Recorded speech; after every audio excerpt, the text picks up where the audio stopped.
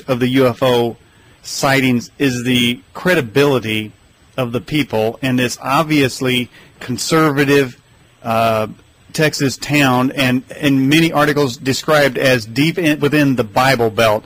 Now, Bible believers in general don't have anything to do with searching for extraterrestrials. It's not part of what they do. You know, it's pretty much... Well, maybe I wouldn't search them, but they better darn well believe that they exist because they're demonic.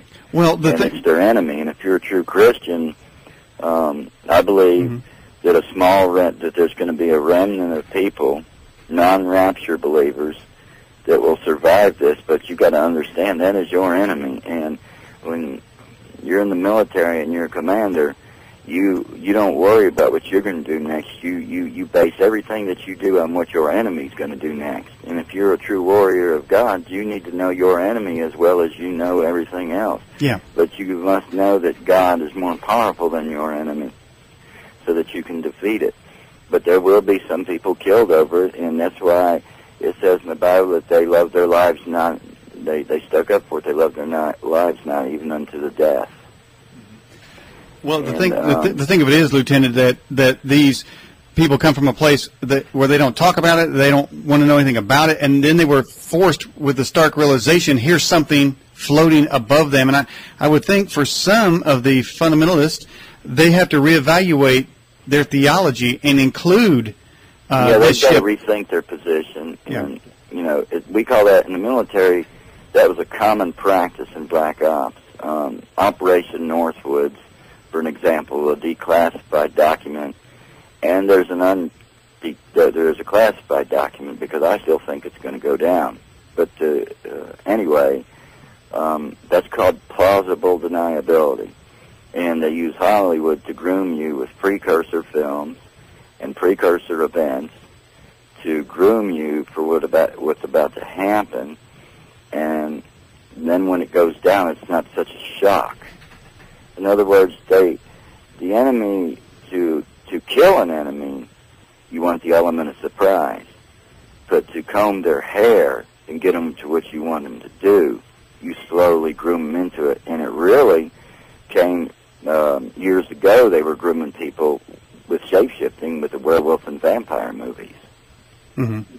And the shape-shifting is not quite as dramatic as a werewolf, but it's close. I mean, it's basically the same thing. Mm-hmm. And these people that do this, these reptilians, pretty soon will have, number one, are getting to where they can't really contain themselves anymore, and they really don't have a reason to once the cat's out of the bag, because it'll be a common thing to see. Now, if you'll go to YouTube and type in Ronald Reagan, you'll see where he warms you up for it years ago when he talks a whole 10-minute segment on imagine if these UFOs were real, and imagine if we had an enemy with outside. How could we all unite as one world if we're all fighting? Now think about that statement coming from the president. Think real hard about that statement. And then you got President Bush standing up on the end of the 70-week-year prophecy of Daniel, or the 120 weeks of years of Genesis, saying we need a new world order. It was like their timing of saying things was on the same timing of some of the prophecies being fulfilled on our God, on my God, Jesus Christ. And so if you correlate both of them together, you can see the battle. Now, the Illuminati is the main structure of the whole thing. They're the ones that are in control. Now, I can't tell you 100%. I would say they are, but I would have no reason not to. I'm sure you're familiar. Have you ever heard the Arizona interview? The Arizona what? It was a girl they interviewed named Arizona, and a British guy did it. It wasn't David Icke, but I can't remember who did it. I've got a copy. No, I brushed over that some time ago, but I can't really remember what it was talking about. That was quite astounding to me. And notice what she said. There's key words that people say say that you just when I listen to interviews, I listen so close, and I listen to it over and over for certain key words or sentences. And one of the things that she made clear is that when she came out in public, she thought that everybody was aware of the New World Order. Well, what does that tell you? That tells you that she was kept in private forever. She had no idea that nobody knew that the One World Order and the reptilians existed. It was everyday life to her. Mm-hmm. So, you know, they've got these people, and there's literally, it's an astounding number. It's in the millions of people that are in this group. In this group, now the Bible describes something that says something to the effect of the wheat shall grow up with the chaff. Do you think that the chaff describes the reptilians that may be among us? I think so, and Benjamin Baruch makes the best analysis I ever heard of it. You know, they didn't pull up the weeds with the wheat, because when they grow up tall, the wheat stands straight up, and wheat, as you can see, is full of fruit, and it bows, and it's easy to tell who's who. And so I would have no reason to doubt that it would be a reptilian. They stand upright. They don't, you know, they're not hunched over, and they're not as monstrous looking as you see until they get in their eating frenzies. Really? When they drink the blood, it's almost like a sexual experience to them, and where they can't contain themselves with lust. It's like a pack of wild dogs on a carcass. Mm-hmm. And they've got to use the blood of innocence to do it. And the kiddie porn industry plays a big part in this, because used to be a thing with the CIA called Operation Archangel.